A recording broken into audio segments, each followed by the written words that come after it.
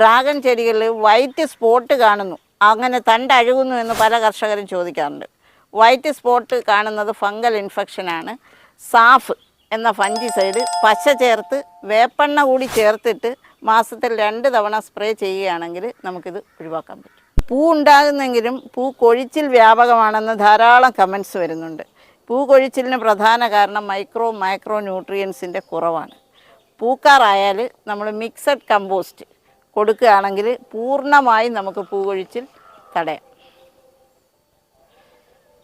വേനൽക്കാലത്ത് ധാരാളം വളങ്ങളൊക്കെ നൽകുന്നുണ്ട്, വിളവ് കിട്ടുന്നില്ല എന്ന് പരാതി വരാറുണ്ട്.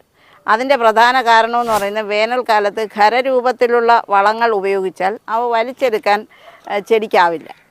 പകരം ദ്രവരൂപത്തിലുള്ള സ്ലറികൾ ആണ് ഉപയോഗിക്കേണ്ടത്. 10ഓളം ജൈവ സ്ലറികൾ ഉണ്ടാക്കുന്ന വീഡിയോ എൻ്റെ യൂട്യൂബ് ചാനൽ ജെസിസ് വേൾഡിൽ അപ്ലോഡ് ചെയ്തിട്ടുണ്ട്. ഇതിലേതെങ്കിലുമൊക്കെ സ്ലറികൾ നിർമ്മിച്ച് വേനൽക്കാലത്ത് കൊടുത്താൽ നമുക്ക് സ്വാദിഷ്ടമായ പഴം ലഭിക്കുന്നതാണ്.